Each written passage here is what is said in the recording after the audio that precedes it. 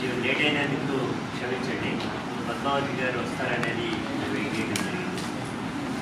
ఆరోగ్యం బాగోపోవటం వల్ల రాకపోవటం అనేది ఈ రోజున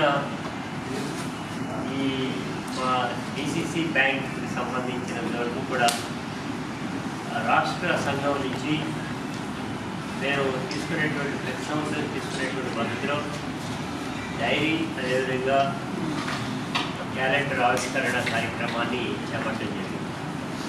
దీనిలో ముఖ్యంగా ఈ బ్యాంకింగ్ ఆప్కాకు సంబంధించినటువంటి బ్యాంకుకు సంబంధించినంత వరకు కూడా వైఎస్ఆర్ ట్రేడ్ యూనియన్కి సంబంధించి ఒక మేజర్ అసోసియేషన్గా బలోపేతమైనటువంటి సంఘంగా 100 మంది సభ్యుల నుంచి 1000 మంది సభ్యులకి చేరేటువంటి క్రమంలో మేము ముందుకు వెళ్ళడం అనేటువంటి జరిగింది.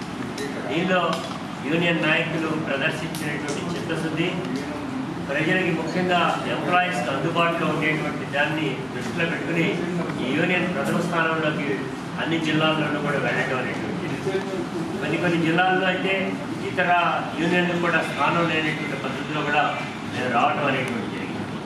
దీనికి సంబంధించి ముఖ్యంగా దీనికి గల కారణం ఒకటే, గత 10 సంవత్సరాలుగా పెండింగ్లో ఉండేటువంటి ఈ సమస్యలన్నింటినీ కూడా పరిష్కారం చేయడంలో వైఎస్ఆర్ ట్రేడ్ యూనియన్ సఫలీకృతమైంది. చంద్రబాబు నాయుడు గారి హయాంలో ఈ బ్యాంకును అమ్మేయాలనేటువంటి చూడడం అనేటువంటి జరిగింది.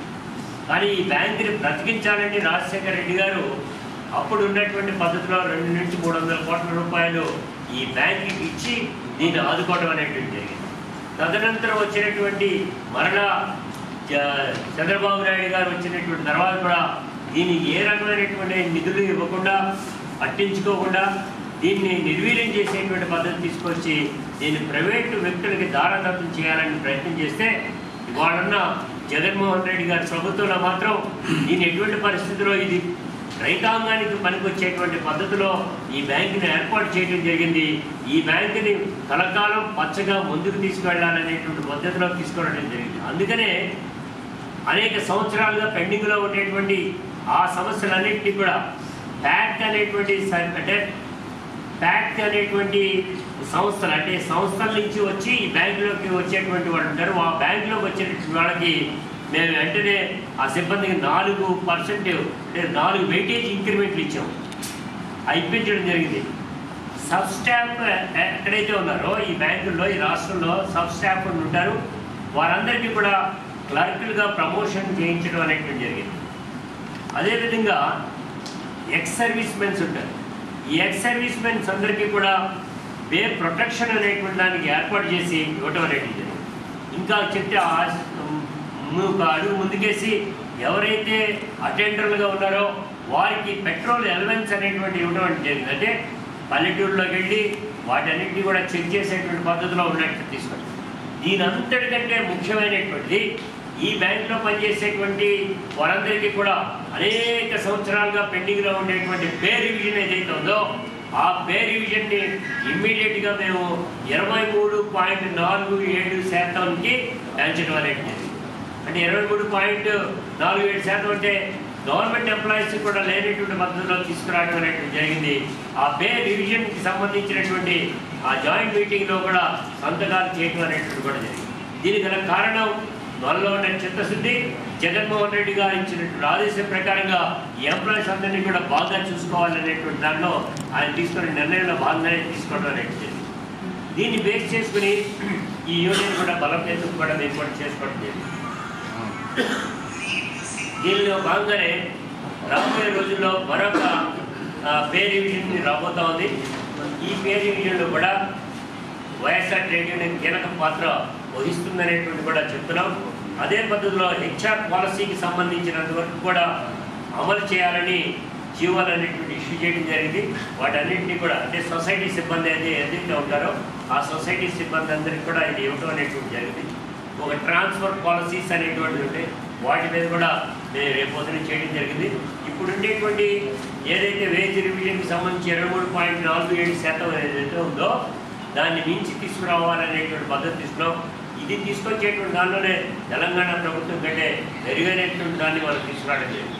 గవర్నమెంట్ ఎంప్లాయీస్ కంటే కూడా ఎక్కువ చేయడం జరిగింది.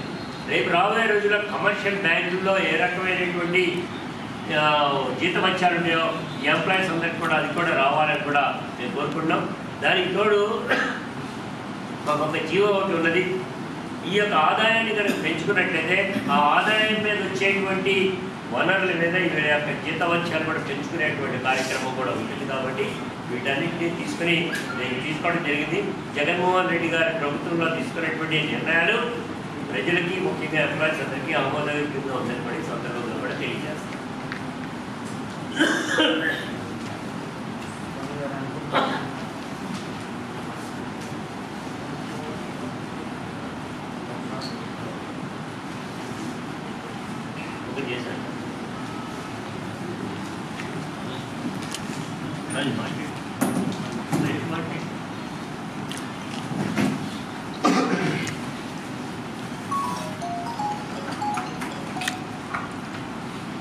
అందరికీ నమస్కారం అండి.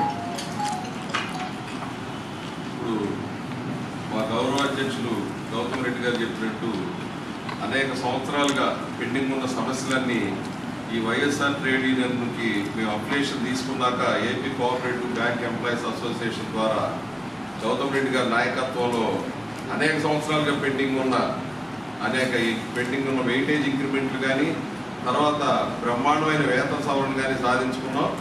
అలాగే ఈ జగన్మోహన్ రెడ్డి గారు నియమించిన 13 మంది జిల్లా చైర్మన్ల సహకారంతో వారు ఎంప్లాయీస్కి చాలా అనుకూలంగా ఉండి గౌతమ్ రెడ్డి గారితో ఉన్న పరిచయాల ద్వారా కూడా మేము ఇవన్నీ సాధించుకున్నాం. అలాగే ఇంకొక విషయం ఏంటంటే జగన్మోహన్ రెడ్డి గారికి అనేక సార్లు విన్నవించుకున్నాం మంత్రుల ద్వారా. కానీ ఈ సహకారం మాకు ఎప్పుడైనా రిటైర్మెంట్ ఏజ్ గవర్నమెంట్లో ఏది ఉంటే అది ఉంటుంది ప్రతిసారి. కానీ ఈసారి అందరికి ఇచ్చారు. కానీ ఒక సహకార బ్యాంకులు మాత్రం 62 సంవత్సరాలు ఇంప్లిమెంట్ చేయలేదు.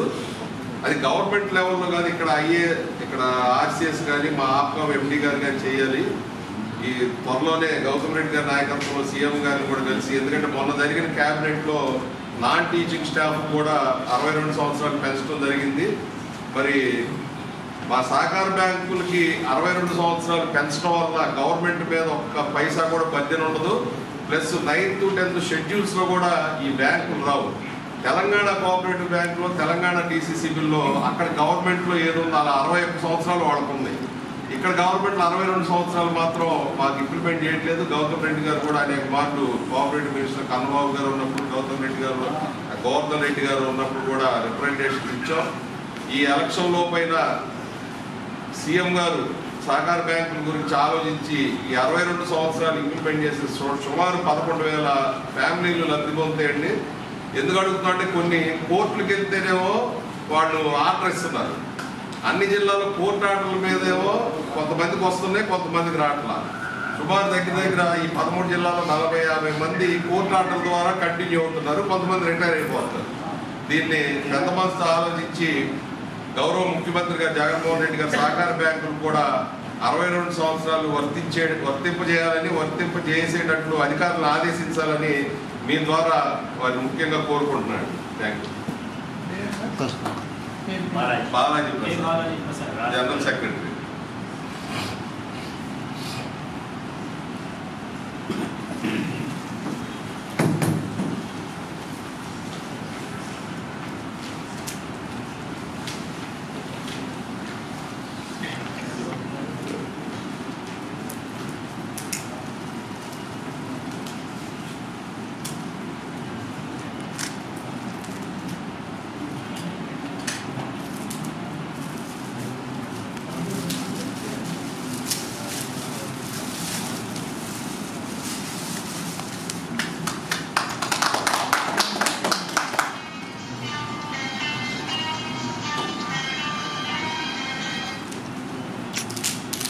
ఒకసారి అది చదువుతుంది మామూలు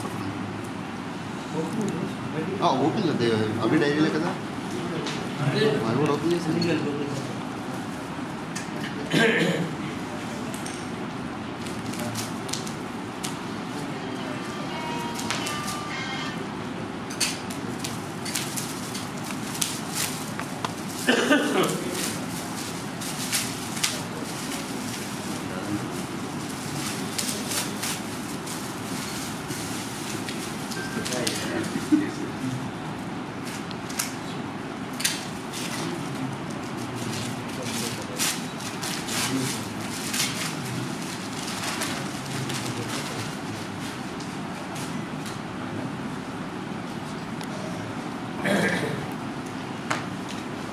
దగ్గర